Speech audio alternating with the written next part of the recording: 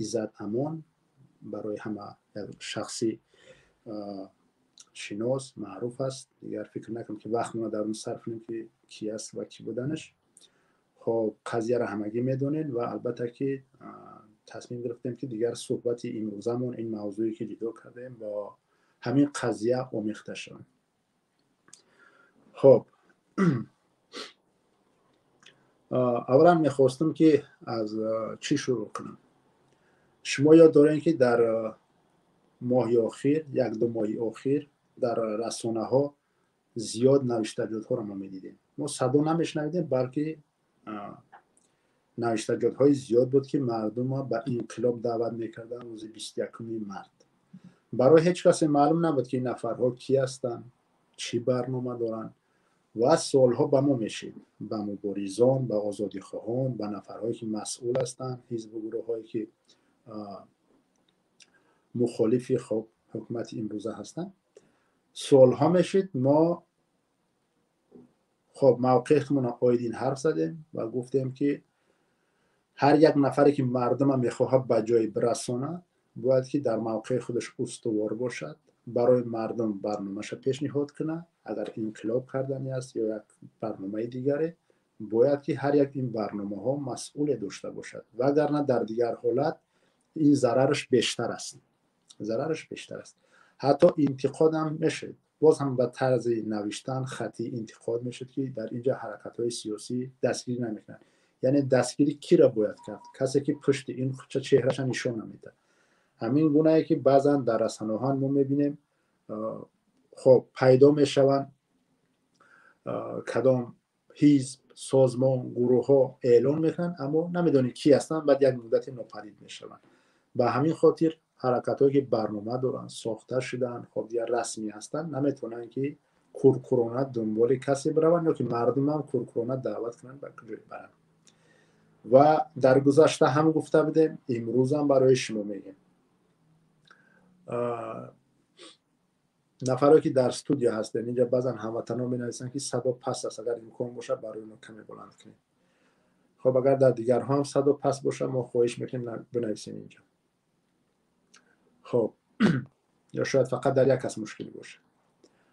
و ما در گذشته هم گفتیم، امروز هم حرف میزنیم که زمانی که مردم خواستار انقلاب هست البته، اما اون زمان رخ میداد که مردم برای اون آماده باشد. تا برای اونجا رسیدن ما چندین بارها گفتیم که شما برای انقلاب قیام نکنید، شما مرحله های دیگری هست، ما و شما مرحله های دیگری هست که اونها را باید طی کنیم، اونها را بگذریم. یعنی کدام ها در ده، رایون ها، در شهرها، در جاهایی که میبینین مشکلات های میبینین، وقتی صدای شما شنویده نمیشود پشت درهای بسته، شما در اون جاها باید پیکت و بعضا تظاهرات ها بگذرانید. اولا باید ما این کارها را انجام بدیم. حالا ما این کارها را به اون جای لازمی نرساندیم، انجام ندادیم. یک. دومش این که خب تشکر، صدا خوب است میگن در دیگرها. خب دوم که یک چیز مهم دیگر ما در این هم صحبت داشتیم، حرکت های سیاسی خب برنامه دارن، راهبر دارن. خب در حرکت ها نفرهای مسئول است، چهرهای شناخته هست، مردم به اونا اعتماد کرده است. در جامعه هم همچنین نفرهایی است که مردم به اونا اعتماد میکند و در پهلوی اونها قرار میگیرند. این نفرها برنامه دارن، میخوان مردم به جای برسونن، چه یک شخص مستقل باشد، چه یک شخص عضو یک گروه باشد، حرکت، حزب باشد. اما ما و شما در زیاد حالت میبینیم که چنین نفرها در حالت مشکلات بالای سرشان آمدن تنها میمونن. در وقتی که هستن این موضوعی که امروز ما داریم، تملق یعنی چاپلوسی، متاسفانه دیده میشود. یک داملا باشد، یک بیزنسمن باشد، یک قماندان باشد، یک سیاستمدار باشد، سیاست شناس باشد، در اطرافش هستن، برادر ما همراهت هستیم با پیش و غیره و غیره و هکذا. اما وقتی که بالای اون نفر مشکلی میاد، اون نفر تنها میمونه. اون نفر واقعا تنها میمونه. نفری که امروز ناپدید شده است. ما پیشتر گفته بودیم که وقتی شما انقلاب کرده میتونید، مردم شما زیاد چیزها میخواهیم، ما و شما زیاد چیزها میخواهیم کشور خودمون، وطن خودمون دیگر نمود ببینیم. در این حالتی که امروز قرار داره به این طرز نه، یعنی ما تصورات دیگری داریم، آرزو و امید دیگر داریم که مردم کشورمون ببینیم. اما برای این تا ظلم ما برطرف نکنیم هیچ برنامه خودمون پیاده کرده نمیتونیم. تا ظلم از ما میپرسن شما چی برنامه دارید؟ ما اگر برای شما 100 برنامه بگیم، برای شما 100 کتاب پیشنهاد کنیم، 100 دفتر پیشنهاد کنیم، خب دیگر چقدر برنامه هایی که پیشنهاد کنیم، تا ظلم برطرف نشوه اینها هیچ معنی ندارن. ما چیزی اساسیه که میگیم برای شما مردم، باید ظلم برطرف بشه، باید در نزد قانون همه برابر باشد. خب و وقتی که چنین نفرها برنامه دارن پیش میبرن، شما میتونید حمایت کنید. ما میگیم که هیچ نفر بدون مردم کاری را انجام داده نمیتوند. یک نفر فقط میتوند که ایده داشته باشد، یا یه حرکت سیاسی میتوند که ایده داشته باشد، اما فیزیکی نمیتونه اون برنامه را انجام بده. اون برنامه انقلابی را نه یک گروه، نه یک حزب، نه یک شخص در تنهایی نمیتوند که او را فیزیکی انجام بده. و نفرهایی هستند که در جامعه میخوان که کار خیری را انجام بدن، وقتی مشکلات بالای سرشون میاد اونها میمونن تنها. چندین بار بنده برای شما گفتم که نفرها را در زنده بدنشون، در آزادی بدنشون استفاده ببرید، استفاده شون ببرید برای درست، برای منفعت به دست آوردن، منفعت عمومی برای مردم. خب یعنی در اونجا استفاده ببرید، نه اینکه وقتی این نفرها کشته شدن، زندانی شدن، ناپدید شدن، بعد ما بگیم اگر او میبود خیلی خوب بود، اگر او میبود دیگر کارا رو انجام میداد، اگر او میبود زور بود و غیر و غیر. ها کذا نه، باید در زنده بودنشون اونها را دستگیری کرد، در پهلوشون بود اونها را حمایت کرد. نفری که امروز ناپدید شده است، عزت امان، همگی میدونین، همگی میشناسین، به اکثریتون خب نفرهایی در اینجا قرار دارین، شاید نفرهایی هستین کم نیستین که همراهش هم صحبت شده باشه، نه کمک رسیده باشه. دیگر چه ببینید قضیهش فرق میکنه و پیشنهاد چی است در اینجا. عزت امان در مسئله سیاست من گپم دیگر نیست. من 5-6 ماه پیش سوالم داده بودیم، در برآمده میتونیم پیدا کنیم، سوالم داده بودیم، جوابم بود و امروز هم جوابم همون است. سیاست ما با سیاست اون شخص فرق میکنند، فرق کننده است. اون نفر آشکار حرف میزد که من آماده هستم با حکومت امروزه همکاری کنم، آماده هستم. از ما دیگر است، ما میگیم که ما آماده نیستیم همکاری کنیم، ما میخوایم سرنگونش کنیم. اون نفر میگفت که من انقلاب نمیخوام، من ضد انقلاب هستم، ما میگفتیم ما انقلاب میخوایم. اون نفر یک مثال عادی دیگر، سال گذشته ما برنامه پیشنهاد کردیم برای مردم در وقت کرونا ویروس، پیشنهاد کردیم که مردم باید چیکار کنند. این نفر برعکس، یعنی که لازم دونست، ما نمیگیم که این کاراتو نکن، اون حقی اون است، از نگاهش درست است و اون کار انجام داد. شما دیدین که بیمارم بود و در حالتی بدم قرار داشت، خست دست شما را گرفت، خیلی جانبازی ها کرد، در همون حالت ویروس بیماری ها زیاد جاها سفر کرد. غیر از این در چندین کارهای دیگر. جوابی من چی بود؟ وقتی از من سوال کردن که نگاه شما نسبت عزت امان چی است، من برای شما گفته بودم که عزت امان من کی میشناسم؟ من هیچ وقت همراهش هم صحبت نشدم، تماس نگرفتیم، صحبت نکردیم، مشورتی نکردیم. اینم به حکمداران امروزه من برسونم که نشوه که فردا اون نفر برای همکاری با گروه 24 سبی نه، اون نفر با ما همکاری نداشت، من شخصا همراهش هیچ وقت صحبت نکردم و هیچ یک رابطه نداشتیم. خلاص میتونه که از این بند آزادش کنیم، با همراه 24 هیچ همکاری نداشت. خب جواب من چی بود به شما مردم؟ این بود که من کی میشناسمش؟ یک نفری که سیاستش دیگر است، از قلبی و الله بخبر است. خب دیگر او خودش میدونه که چی نیت داشت، اما اون کاری خودش چی میگفت؟ کاری من با مهاجرا است، میخوام که مهاجران اینجا یک تنظیم داشته باشن، خب در یک فضای خوب قرار داشته باشن و کار و زندگی درست ببرن. همین گونه اینه که حمایت میکرد و کار با مهاجران میکرد. اون میگفت که من خب یعنی یه نفر انقلابچی یا که دیگر چیزا نیست. و من برای شما گفته بودم که یک زمانی بود که زیاد نفرها کرامت شریف و پدر میخوندن، یا وقتی پدر میخوندن، پدر مهاجران و غیره و کذا. وقتی که بالای کرامت شریف مشکلی آمد، تنها موند، کسی دستگیریش نکرد، چند روز در روسیه بود قرار داشت، مردم براش قیام نکرد.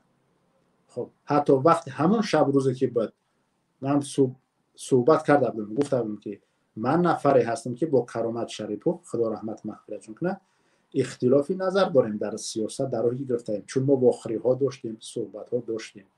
خب گفتم اختلاف نظر داریم، اما امروز میگم که نفرهایی که پدرش میخونن، نفرهایی که حمایتگرش میخونن، تنهاش نگذارین، در برش باشین، نشان بدین که شما اومده این یک نفری که برنامه داره، ایده داره، برای شما کوش تلاش میکنه، او را شما محافظت میکنین، دفاع میکنین، در پهلوش هستین، اما نکردین. و اون زمان همین 5-6 ماه پیش که من صحبت داشتم گفتم که امروز عزت امان آمده است، جای کرامت شریف فتح کرده است، کار با مهاجران میبره. این را حمایت کنین که روزه او حال اینم به مثل کرامت شریف نشود. متاسفانه امروز آمد این چیز به سرش، امروز آمد.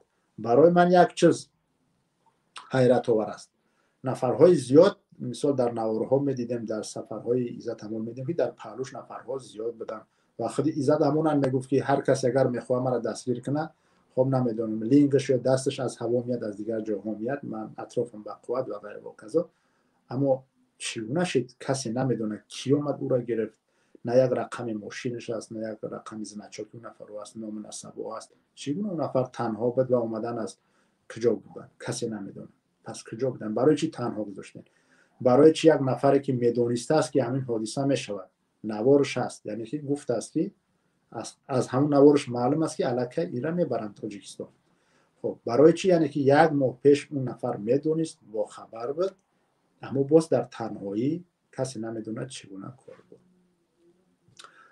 من در اینجا چی گفتنی هستم؟ تا زمانی که نفرهایی که یک نفر نمیدونم خب دیگر راهبر، پدر، برادر چی میخونه دفاع کردن نمیتونه، تو به انقلاب رسیدن مشکل است. امروز نفرهایی که در زندانی کردن، قتل کردن، ربودن مبارزان، آزادی خواهان یک طرف میساده، اینا خاموشی را اختیار میکرده، خب بگذار گپی نی. امروز این نفر فرق میکنه. این نفر کار با مهاجرا بود و میگفت که من آماده هستم با حکومت امروزه کار کنم و میگفت که من با سفارت رفته آمد دارم، کار میکنم، کمک میکنم. ببینید یعنی شما در اینجا منظورم چی است؟ نه ترسین، شما باید آشکار نفرایی که هستین، مهاجرایی که هستین، آشکار دفاع کنین، نرین که جای میتینگ پیک نکنین، این اجازت برای شما کسی نمیده. خب باز جریمه میگیرین یا که نمیدونم محکم میشین با کجا دیگر. اما شما میتونین که به طریق نوارها یا که نوشتجات به خوب ترش نوارها یا که خب جمع کردن امضاها و غیره نشان بدین. به همین طریق شما میتونین میکنین. نگاه من چی است در اینجا؟ از نگاه من عزت امان برای حکومت امروزه یک نعمت بود، واقعا یک نعمت بود. یک جایی بود که مهاجران، بین مهاجران و بین آزادی خواهان عزت امان بود قرار می گرفت واقعا. و برای مهاجران هم زیاد میفهمند که فکر انقلاب و غیره چرا نکنه. شاید فکر در این باشه که پس برای چی تنقید میکرد؟ یک نفری که در یک ساختار کار میکند و کمبودی را میبیند نمیشه که تنقید نکنه. تنقید میکرد، بله، چون با مهاجرا کار داشت، میدید کمبودی ها را و تنقید میکرد. گرچند که خود رحمانوف اگر که نمیرسید اطرافیانش حرف میزد، اما خودی همون اطرافیان رحمانوف هم گر قدرت دارن و خودی رحمانوف هم درک میکنه که گرچند خودی مرا مستقیم نگرد، پس این روش کاری من، سیاست من دارد تنقید میکنه. خب اما من به حکومت امروز چی گفتنی هستم؟ شما باید دستای عزت امان ببوسید. این نفر برای شما را خدمت واقعا کرده بود. در سال گذشته در وقت کرونا ویروس بود، برنامه‌ای که ما برای مردم پیشنهاد کردیم که از شما طلب تامین منزل، خوراک و دیگر چیزها را بکنن، خصوصا عزت امان کار شما را سبکتر کرد، وگرنه این مردم یک احوال شما را بد میکرد. وقتی که نفر گرسنه مون عاقبت یک کار میکنه، شما باید ایرا زندانی نه، شما باید ایرا دستاش ببوسین. این نفره این برای شما را واقعا خدمت کرده بود و شما ایرا برای برده اگر بخواین برای این زندان کنین، از این موقعش به جا کنین، شما یک اشتباه خیلی بزرگ میکنین، یک درد خیلی بزرگ برای سرختان کنین. شما یک دیواری که بین مهاجران آزادی خواهان بود، همین دیوار شما خودتون گرفتین. واقعا اشتباه خیلی بزرگ کردین. اگر که من اینجا بگم که من از این کار خرسند شدم که اون دیوار برداشته شد، ما در اینجا امبیسی‌های سیاسی را یک طرف میمونیم، چون همش یک فرد مسلمان، همش یک شهروند. واقعا میگم بین ما و شما خداوند که از این کار ما خشنود نیستیم، این کار خوش نداریم. در اینجا نفرهایی که آزادی خواه هستند، نفرهایی که کوشش میکنن برای عدالت، برای برابری نزد قانون، در اینجا امبیسی‌ها کنار میرود. اینجا ما میگیم که یک شهروند حقوقش پایمال شد و این بار اول نیست که در روسیه این کارها می شود. این نفر حقوقش پایمال شد. ما همچون یک حرکت سیاسی البته دفاع میکنیم در اینجا. یک حرکت سیاسی طرفداری از اون مظلوم میکنیم. و چی گفتنی هستم؟ خب دیگر قرار سودا دیدیم، نوارش هم دیدیم، گفته است که اگر که این نوار که نشر شده باشه پس من الکی در تاجیکستان هستم. امروز دیگر شک است که در برگرداندن او، اگر که برمیگرداندن شاید کرامت شریف و برمیگرداندن. اما یک چیز داره، یک پهلوی مثبت داره، صدا بلند کردن شما، قیام کردن شما، صحبت کردن شما. شاید این نفر روانه زندان نشود، حداقل در همون تاجیکستان آزادش بگذارن، حداقل روانه زندان نشود. پس شما چیکار باید کنید؟ نترسید. باز میگم این نفر از یگان حزب حرکتی بگیم که مخالف نبود، از اون نفرایی که خائنشون میخونن، خب خواجه دارشون میخونن، از اون نبود. کار با مهاجرا داشت. پس نترسیده. خب نمیدونم دیگه زورا میکنین، تولا میکنین، خواهش میکنین، درخواست میکنین، نمیدونم از کدامش چیکار میکنین. شما باید یک کاری درستی را انجام بدین. یک نوار بکنین. امروز زیاد جا هست، با ما روا نکنین. من یک چیز دیگر خواهش میکنم از حرکت های سیاسی، همین نوارها را در کانال های رسمیتون استفاده نبرین. مردم رو بگذار مردم خودش یک کانال دیگر بگیرد، در یک جای همین نوارها را جمع کنن. شما نشون بدین حداقل 10,000 نوار جمع کنین. ما تا امروز در برنامه‌ای که نوار جمع کردیم تا 500 تاشیدگی بود. اگر اشتباه نکنم دفاع از حقوق زنها بود، در مسئله که سطر منع سطر میخواستن که قانونی کنن، همون بود که تقریبا 500 نوار جمع شده بود. خب از این زیاد چند من یاد ندارم بکنین. این قضیه دیگر است. باز میگم نفری هست که از یگان این حزب حرکت های سیاسی نیست، مخالف نیست، یک نفر کار با مهاجران بود. در روسیه از 1 میلیون مهاجر بیشتر است. اگر کدامت که خب طرفدارین، کدامت که نفر عزت و حرمت میکنین، آزادیش میخواین، زیاد نه، 10 ثانیه کفایه است، ماکسیموم 20 ثانیه کفایه است. خب من شهروند تاجیکستان آزادی همین نفر میخوام، تمام. و برگشتنش دیگر بوی امید نکنین، حداقل در داخل تاجیکستان آزاد باشد. این کار شما انجام بدین. امیدوارم که انجام خواهند داد. و اما دیگر همچون حرکت های سیاسی، خب شاید بعضا کارهای دیگر انجام بدین، بعضا کارهای دیگر انجام بدین. امیدوارم که این کاری که سخنهایی که برادر در پهلوت همه وقت هستیم، دیگر هستیم، شرینر، پلنگینر و غیره و غیره و کذا، چنین اینجا وقتی عمل آمده است. در پهلوش باشین، دستگیری کنین، کمک کنین. این محمود آدینایف نیست، این مقصود ابراهیموف نیست، این عضو نهضت نیست، عضو 24 نیست. این فرق میکنه. برای دفاع کردن کسی شما را به جوابگری نمیکشد، کسی شما را دلای جنایی نمیکنه. خب یعنی که اینجا نیست که شما طرفداری از یک حرکت های ممنوع کرده استید. بکنین آزاد، یک شهروند تاجیکستان است، دفاع کنین، کوشش کنین. و من امیدوار هستم که این کار شما انجام خواهید